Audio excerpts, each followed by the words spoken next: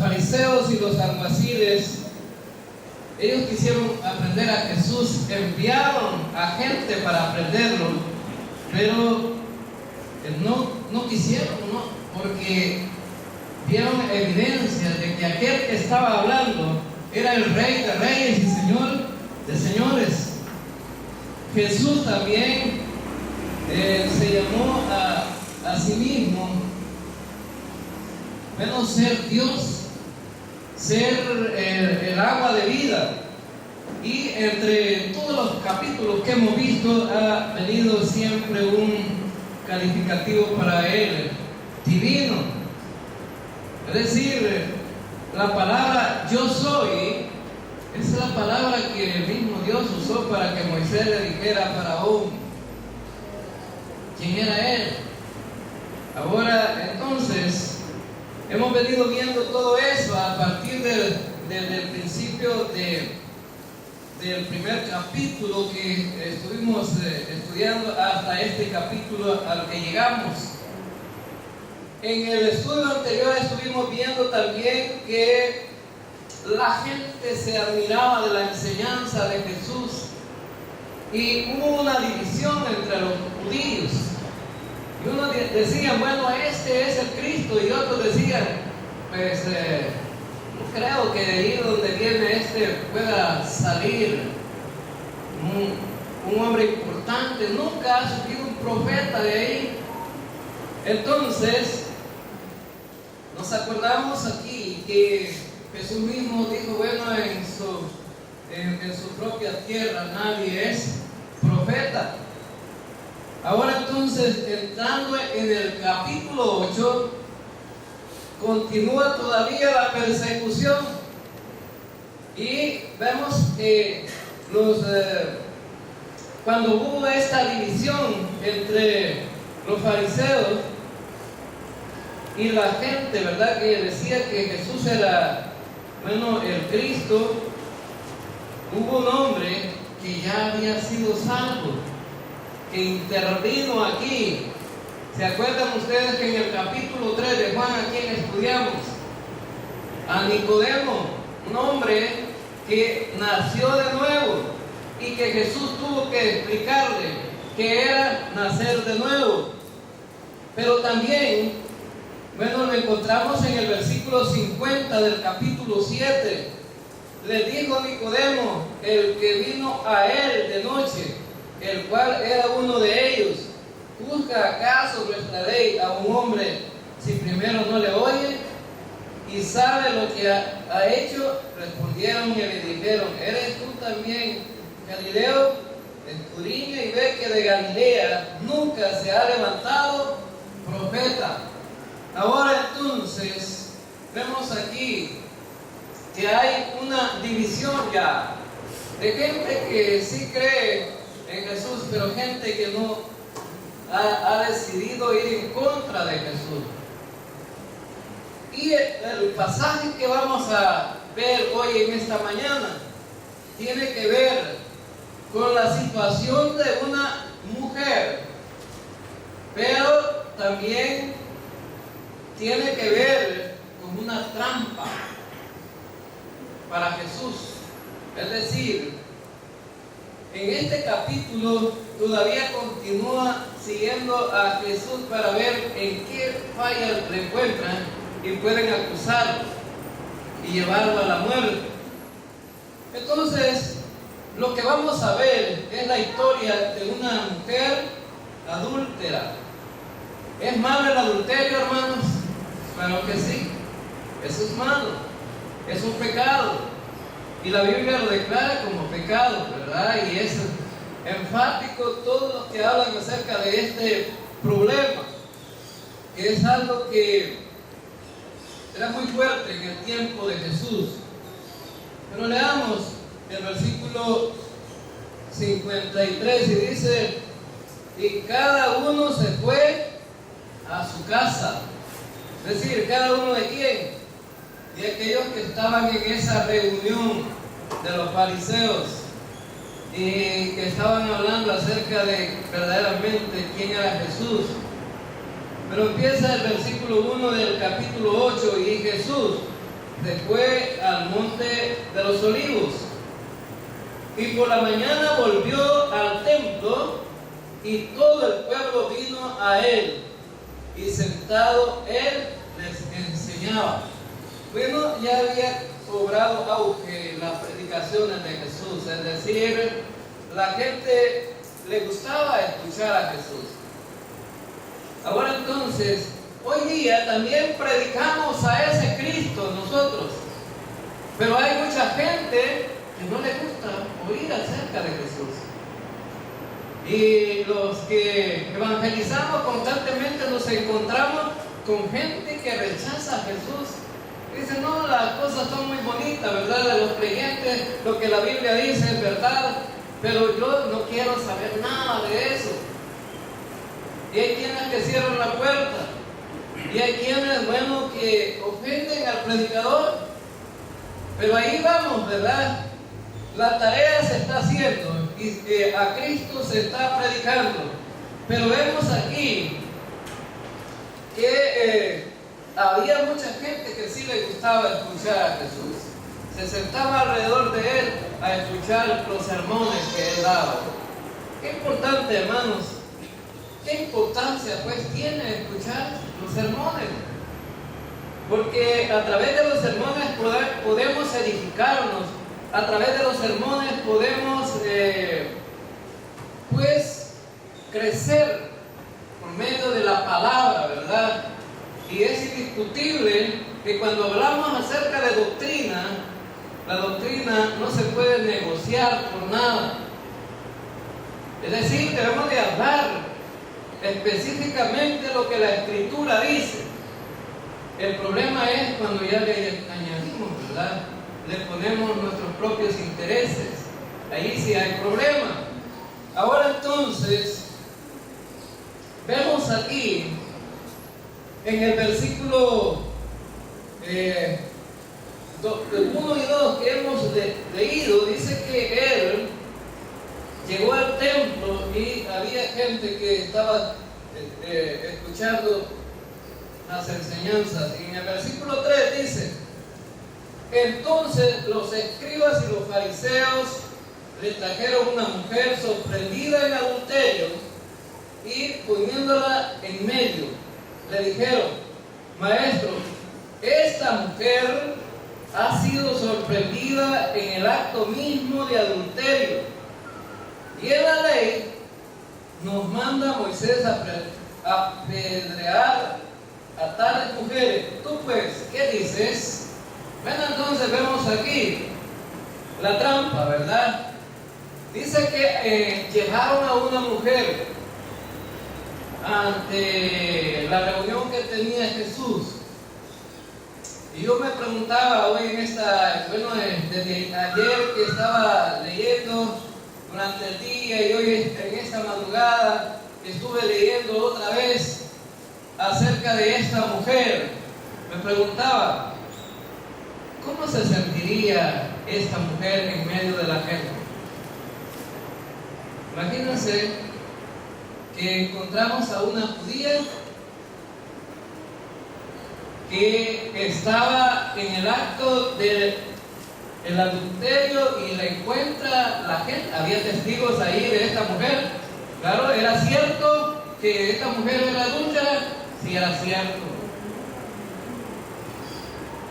Entonces, ¿cómo se sentirá una mujer que es sorprendida por la familia y decir, bueno, esta es una adúltera, ¿verdad? ¿Cómo se sentirá una mujer así? ¿Cómo se sentirá el esposo de una mujer que está, cometiendo adulterio con otra persona que no es él, ¿no? ¿Cómo se sentirán los hijos de esta mujer?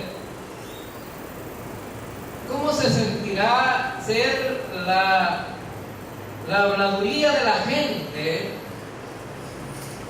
que va de boca en boca, ¿verdad? Su nombre y el problema que tiene que estaba cometiendo y tiene que enfrentar ante una sociedad crítica.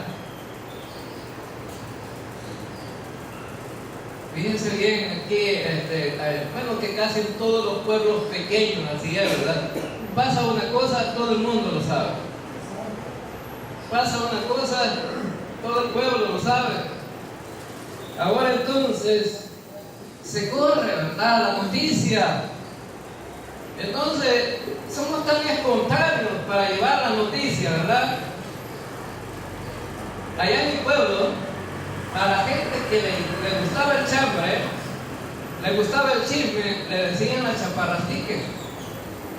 Porque en el tiempo de la guerra, esta emisora, ¿verdad?, le pusieron ese calificativo, la chambrosa, ¿verdad?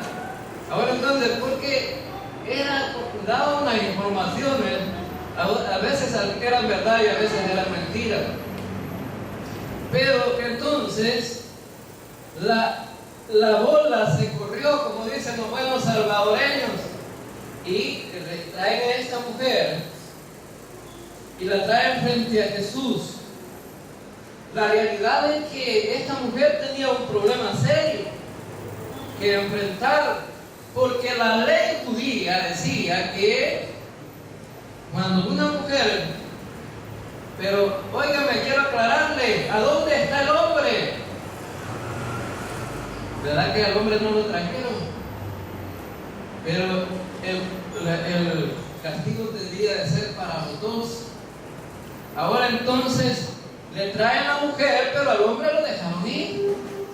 Estaban actuando como queriendo ser justos, que la ley se cumpliera, pero verdaderamente los que lo trajeron, los fariseos, si eran celosos de la ley, debían de haber traído a los dos, pero no los trajeron al otro, al hombre. ¿A dónde estaba el hombre? Porque si vamos a Levítico capítulo 20, vamos a Levítico capítulo 20.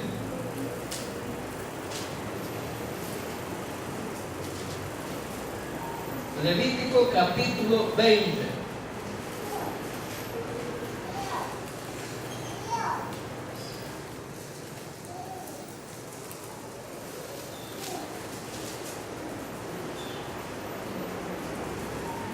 Y vamos a ver el versículo 10. Leamos ese versículo 10. Si un hombre cometiere adulterio con la mujer de su prójimo, el adúltero y la adúltera indefectiblemente serán muertos. Ahora entonces, ¿quiénes deberían de morir?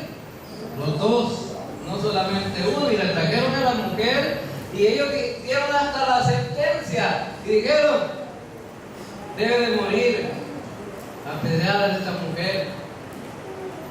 Bueno, entonces vemos aquí que verdaderamente no estaban cumpliendo con la ley, simplemente querían a Jesús meterlo en una trampa para poder acusarlo y matarlo. Esa era la idea. En Deuteronomio capítulo 22, Deuteronomio capítulo 22, versículo 22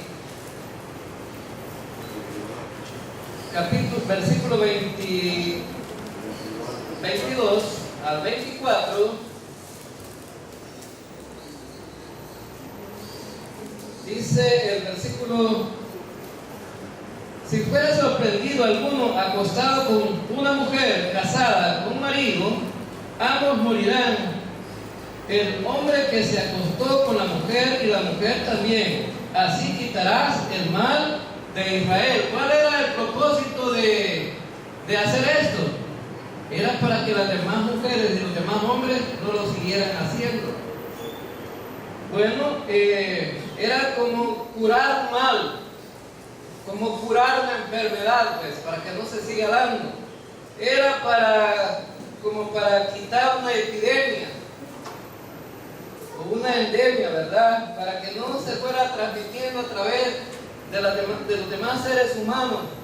Versículo 23 dice: si hubiera una muchacha virgen desposada con alguno, y alguno la hallare en la ciudad y se acostare con ella, entonces los sacaréis a ambos a la puerta de la ciudad y los apedrearás, y morirán la joven porque no dio voces en la ciudad, y el hombre porque humilló a la mujer de su prójimo.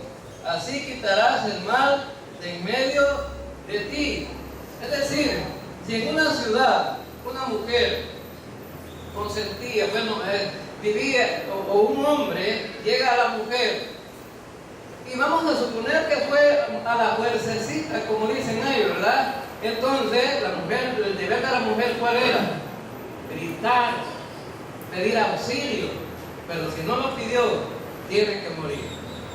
No así, si fuera en el campo y la mujer pues gritó y no hubo auxilio, a pesar de ello, el hombre sí tiene que morir, pero la mujer no morirá. Entonces vemos aquí que tanto el hombre como la mujer son responsables de este pecado. Es decir, que a Jesús debía de haber traído a quien también, al hombre.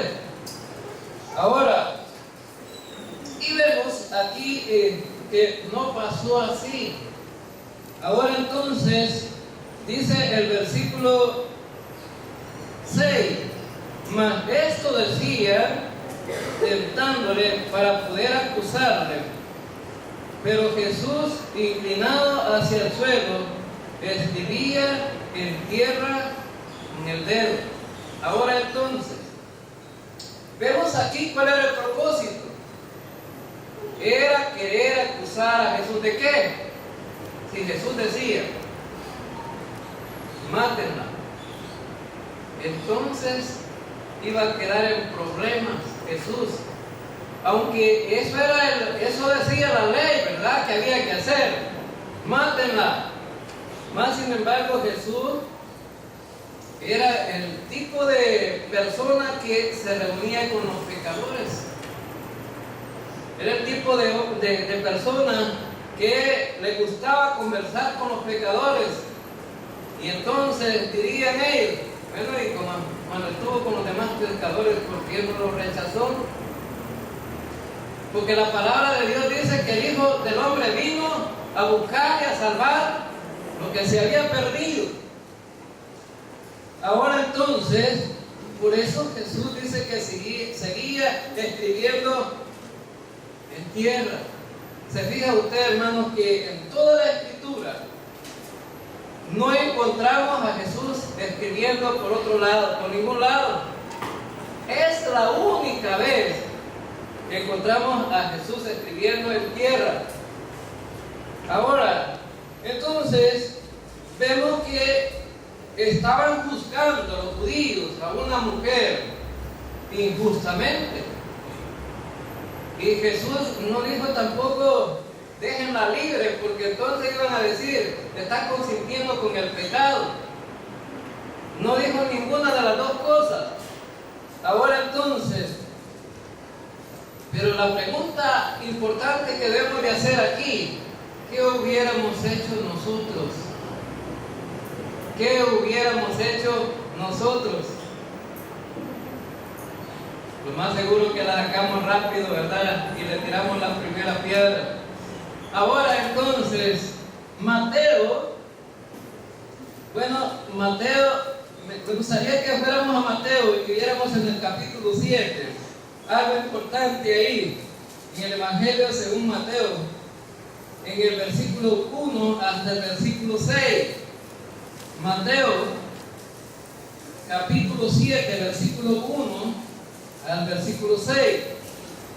Dice, no juzguéis para que no seáis juzgados, porque con el juicio con que juzgáis, seréis juzgados, y con la medida con que medís, os será medido. ¿Y por qué miras la paja que está en el ojo de tu hermano, y no echas de ver la viga que está en tu propio ojo? ¿O cómo dirás a tu hermano, déjame sacar la paja de tu ojo, y he aquí la viga en el ojo tuyo? Hipócritas, saca primero la viga de tu propio ojo, y entonces verás también para sacar la paja del ojo de tu hermano. No deis lo santo a los perros, ni echéis vuestras perlas delante de los cerdos, no sea que las pisoteen y se vuelvan y os despedacen. Ahora, vemos aquí que Jesús en este sermón dio una explicación acerca de juzgar a los demás. Cuando los fariseos trajeron a esta mujer adúltera, ¿en qué se convirtieron ellos? En jueces. Hermanos, para ser un juez, se necesita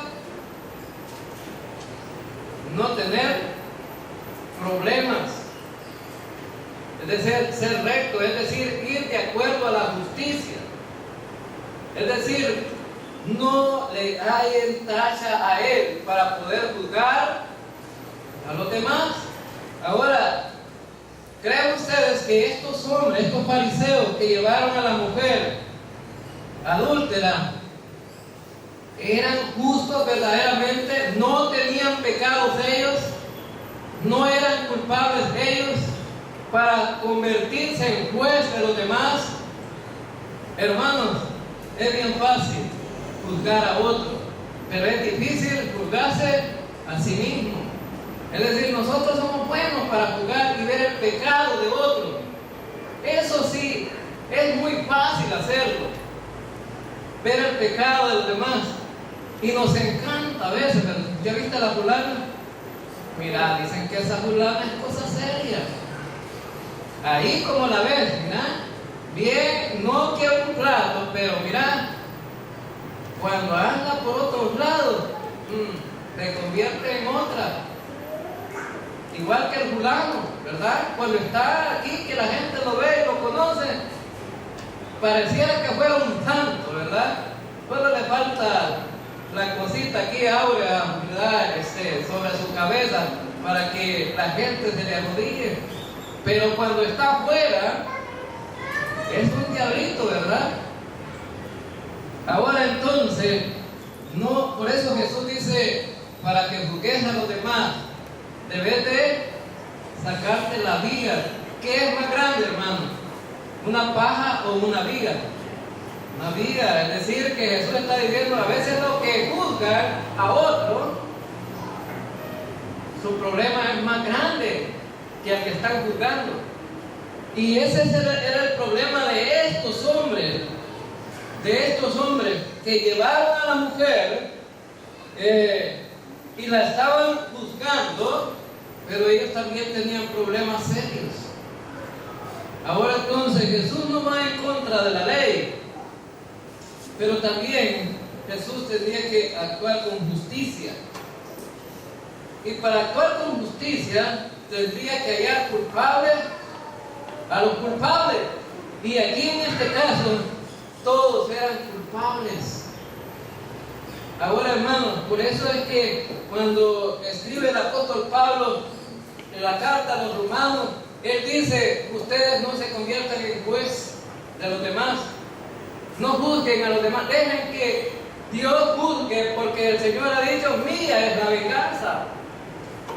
Es decir, no nos compete a nosotros juzgar a otro, sino al Rey de Reyes y Señor de Señores. Entonces, vemos aquí que estos hombres tenían una viga dentro de sus ojos. Es decir, el pecado que tenían también era un pecado muy grande. Ahora, y vemos aquí, algunos han dicho en el versículo 7, dice, y como insistieran en preguntarle, se enderezó y le dijo, el que de vosotros esté sin pecado, sea el primero en arrojar la piedra contra ella. Ahora, él le dice, si alguno de ustedes se considera que es un santo, que no tiene pecado, que ese empiece a tirar una piedra sobre ella. Y continuó Jesús escribiendo en el suelo. Algunos Bueno, la Biblia no dice qué escribió Jesús ahí. Algunos se han inventado algunas cosas. Por ejemplo, algunos hombres incrédulos dicen que Jesús simplemente estaba escribiendo allí en la tierra y decía, yo no sé. Es decir, que yo decía que Jesús no sabía cómo resolver el problema. Pero ¿sabría Jesús resolver el problema, hermanos? Algo otros dicen que Jesús estaba escribiendo los pecados de todos los que estaban ahí, ¿verdad? Pero eso no lo dice la Escritura, no lo dice. Ahora entonces, solamente Jesús dijo, si alguno de vosotros se considera que no tiene pecado, que sea el primero en arrojar la piedra sobre esta mujer que ha sido encontrada en un problema serio. Un problema serio frente a la ley. Ahora entonces, y dice el versículo 8, e inclinándose de nuevo hacia el suelo, siguió escribiendo en tierra. Pero ellos, al oír esto, acusados por su conciencia, salían uno a uno, comenzando de los más viejos hasta los postreros, y quedó solo Jesús y la mujer que estaba en medio. Veamos este versículo. Dice que ¿qué era lo que acusaba a estos hombres? La conciencia. Tenemos, hermanos, esa conciencia Dios la puso en la mente del ser humano para que la conciencia nos juzgue a nosotros.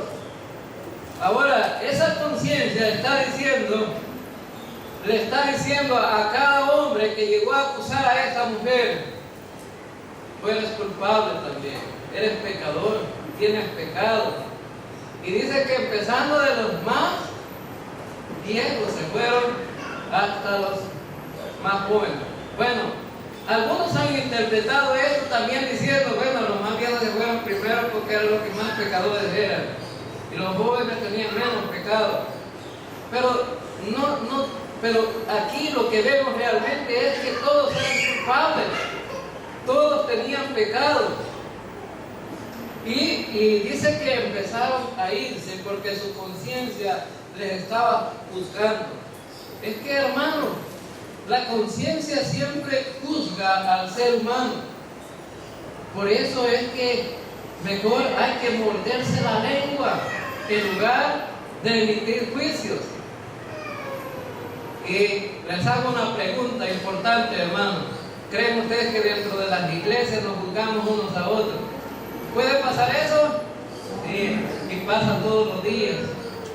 De repente se juntan dos hermanos o dos hermanas por ahí a platicar y terminan platicando de la iglesia, ¿verdad? Y terminan platicando del hermanito que no anda muy bien en su vida cristiana y termina, bueno, juzgándolo y lo mandaron hasta el infierno, ¿verdad? Ahora, hermano, pero por eso es que la Escritura es sabia.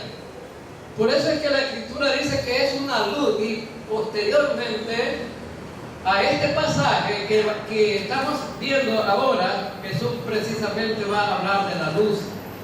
El otro domingo, ¿verdad?, se va a hablar acerca de eso. ¿Por qué es importante la luz? La luz que tenemos los creyentes es esta palabra, hermano. Esta palabra, y esta palabra es quien también nos juzga a nosotros. Bien decía el apóstol Santiago, me gustaría que fuéramos allá a Santiago. Santiago era un hombre también muy recto para hablar acerca de problemas que se evidenciaban dentro de las iglesias. Y, por ejemplo, en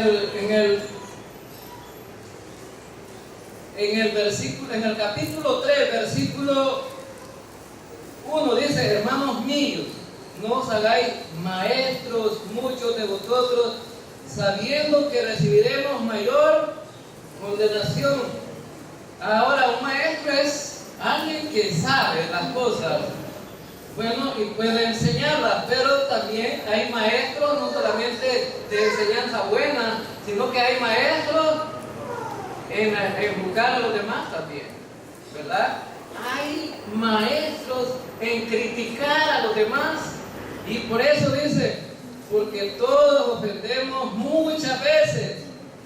Si alguno no ofende en palabra, este es varón perfecto, capaz también de refrenar todo el cuerpo. Ahora entonces, si alguno es capaz de tener un dominio propio, dice que es un hombre maduro, que ha crecido, que sabe mantenerse firme, aunque sepa los problemas, trata de actuar con sabiduría y actuar de la manera correcta. Por eso Santiago aquí está hablando de la lengua. Hermanos, ¿la lengua es peligrosa? ¿Sí o no? ¿Sí? Cuando nos vamos de lengua, hermanos, es muy peligroso.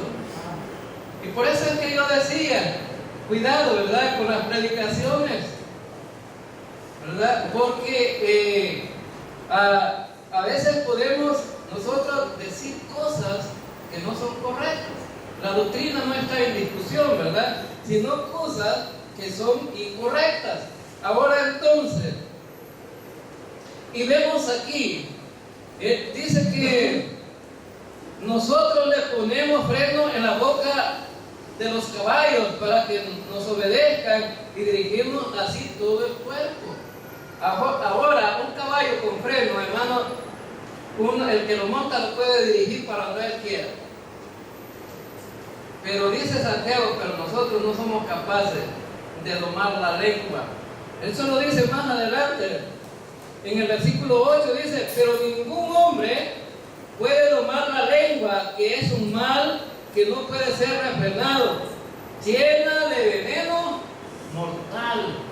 Ahora entonces, estos que estaban acusando a esta mujer, su lengua también estaba lleno de veneno mortal, de veneno mortal, es decir, tenían una actitud incorrecta, no frente a la ley, sino frente a ellos mismos, porque la ley era correcta y Jesús la sabía.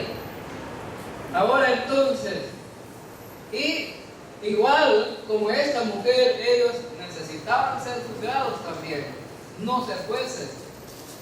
Y dice el versículo, en el versículo 10, dice, enderezándose Jesús y no viendo a nadie sino a la mujer, le dijo, mujer, ¿dónde están los que te acusaban? ¿Ninguno te condenó? Ella le dijo, ninguno, Señor. Entonces Jesús le dijo, ni yo te condeno, vete y no peques más. Ahora entonces, vamos a ver estos últimos versículos que son muy importantes, porque algunos critican estos últimos versículos como que Jesús fue alcahueta, ¿no? Dicen, no, este Jesús fue alcahueta. ¿Por qué? Porque consintió el pecado de esta mujer, porque si merecía ser condenada, sacada afuera de la ciudad y apedreada, y Jesús no hizo nada, ¿verdad? Muchas veces, hermanos, somos buenos para juzgar, pero todo tiene una respuesta. Y a veces algunos nos vamos aquí, ¿verdad? Leemos la palabra y decimos cualquier cosa, pero una pregunta importante que debemos de hacer. Jesús le pregunta a la mujer, y los que estaban aquí, ¿qué se hicieron? Todos se fueron, Señor. ¿Cuántos se condenaron? Ninguno. ¿Por qué no la condenaron? Porque todos eran culpables. Ahora entonces, y Jesús le dice, ni yo te condeno, ni yo te condeno. ¿Por qué? ¿Cuál es la razón? Porque el Hijo del Hombre vino a buscar y a salvar lo que se había perdido. Igual merecía el perdón de sus pecados esta mujer como un homicida, un idólatra o un mentiroso.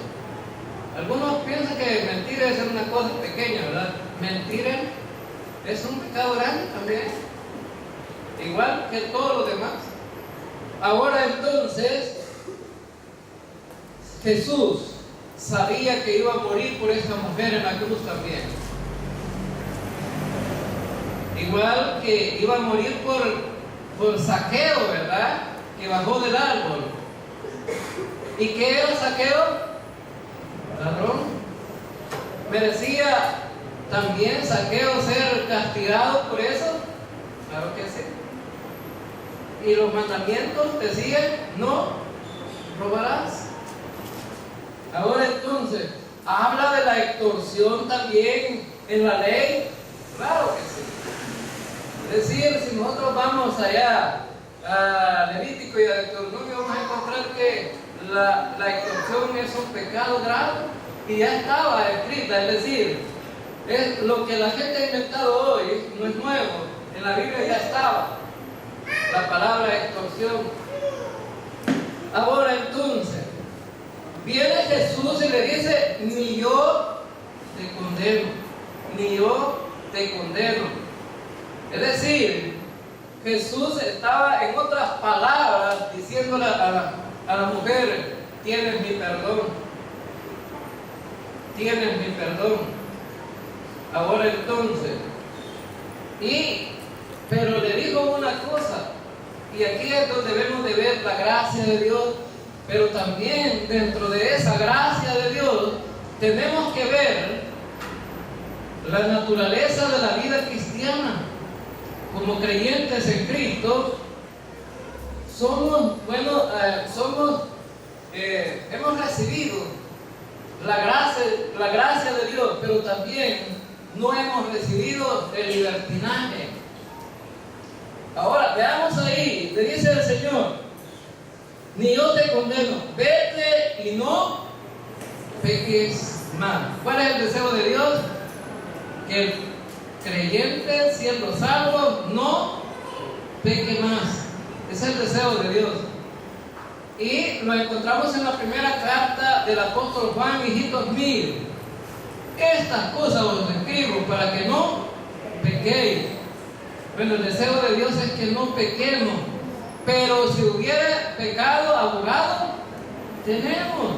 Ahora entonces significa que hay un abogado siempre interviniendo ahí dentro de los juicios en el trono de Dios, para que nosotros no seamos juzgados, para que nosotros seamos siempre librados de la condenación, de cualquier problema. Dice el apóstol Pablo en la carta a los romanos: perseveraremos en el pecado para que la gracia abunde. En ninguna manera, no, hermanos, no hay libertinaje aprobado en la Biblia para que nosotros andemos pecando. Ahora entonces, y para terminar esta reflexión, vamos a Santiago otra vez. Vamos a Santiago.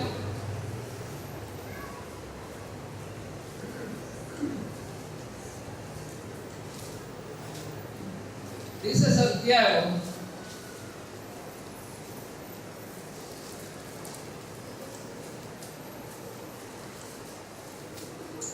para hacer una aplicación práctica como iglesia, es decir, para que nosotros podamos no solamente haber escuchado el sermón que Jesús le dio a aquellos, sino más bien una aplicación práctica para nosotros.